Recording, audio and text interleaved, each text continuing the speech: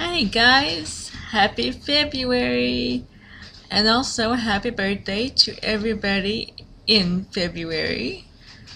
It's hard to believe that January is over. January just started, right? I guess it's true. As we get older, the years go by faster, and it's really just interesting. So, if you have a birthday this February, happy birthday. We, Jason and I, wish you the best and the happiest. And if you are just getting started with something new this year, we hope, we wish the best for you, and that you guys see your dream start to happen. And so, what are you doing this month?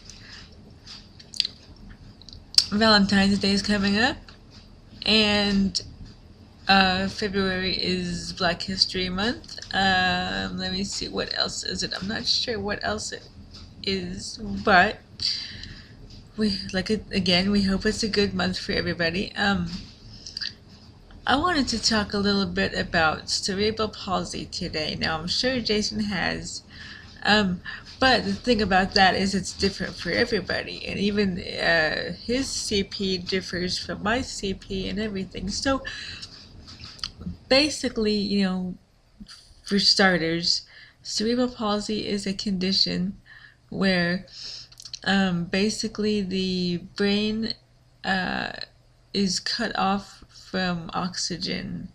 And it's usually at or before birth, I guess. Say the umbilical cord got, wrapped around the baby and such, and while delivering, there was some complications there or something where the brain did not have oxygen for a period of time, things like that. My CP was not actually caused at birth, but it happened when I was 4 months old. And so I basically say I'm a born crip because, I mean, at 4 months, you're just barely learning how to roll over and stuff. And maybe you're getting a couple of you're learning how to just barely make any sounds or look around at stuff, and so it's not really, you really don't know how to walk or do anything that much yet. So, um, cerebral palsy affects muscle movement and fine motor control. It affects the central nervous system, and so things like balance. There's a wide variety of things that that people with CP have difficulties in, or things. Oh, I just heard a noise. There we go. I just jumped in. I'll get to that too. Thank you, noise, for demonstrating that. So, maybe I should get into that first. That first, actually, that was called the Startle Reflex. There is another name which I forgot, and it begins with an M. I just forgot it. Most newborns have it, and it's nothing wrong with your child. It's just most newborns have it because their neurons and their brains and all this are not fully developed yet, and so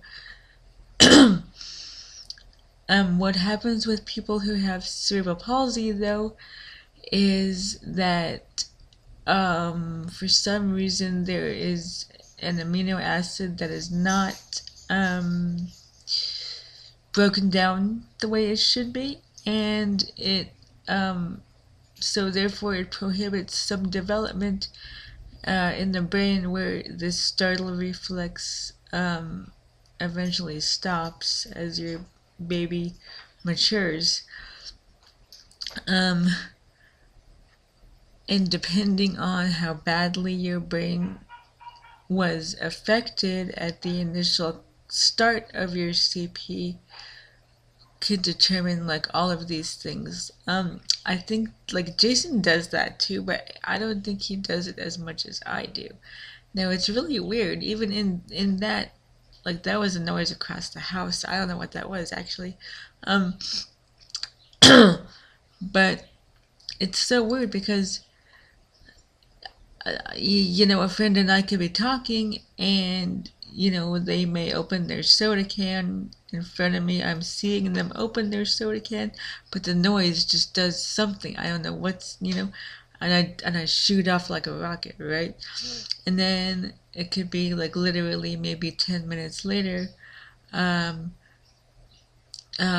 Whatever else, like a really louder noise than a soda can opening happens, and I won't, and I don't jump, and so I don't know what that's about really. Why sounds affect me differently, or whatnot like that. But actually, in school, and I say from the fifth grade until I graduated high school, it was really awful because my peers would bully me. I would tease me, like torture me. They would learn this, that I jump at noises, and so they would create a noise, like say we're taking a test in class or something, and then they would like just so happen their textbook would fall off their desk, and you learn what they're doing after a while. At first it could be, oh, that was an accident, but when they do it and then all of a sudden they turn back and look at me, it's obvious what they were doing, and that was just awful, and it would make me even more nervous, and so the chances of jumping at a sudden noise the next time would increase, and so I was really tortured all through school because of this, and that's really terrible, just because kids didn't understand, or they just thought it was funny, or I don't know what they were doing. I can't get into people's heads, but so that was something I had to deal with. And CP can, it causes a lot of things, really, fine motor control in your fingers and hands and such. I can't tie my own shoes. Do I know how? Yeah. I know how to do this. I could tell somebody how to do this. But me doing it, there's just no way I can manipulate my fingers and get the angle and just do, to tie my own shoes. You see, my hair is so pretty. I love my braids. My morning caregiver does this. She's wonderful. I love my hair. And I got my part the way I like it and everything. And I can't do this to my own hair. No, there's no way. Again, the little finger control in your hands and I would get going like this, and I just can't. But sometimes that may appear that we don't know how to do something because we can't do it, and that's not true at all. I got that a lot, and I still get it even as an adult, and so I'm trying to explain to people who who addressed this with me that, hey, it's not that I don't know how to do this, it's that I physically can't do it. There's a difference, and so CP causes a lot of interferences. Really, most people with CP wear glasses. Jason actually had that laser eye surgery, or he may still be wearing glasses today. Now it just so happens that in my family gene pool, we need glasses anyway. And so I may have needed glasses even if I didn't have CP. It affects our speech. I think I talk pretty well, but again, it's the muscle movement in your tongue. My video is about to cut out. I will be right back with part 2.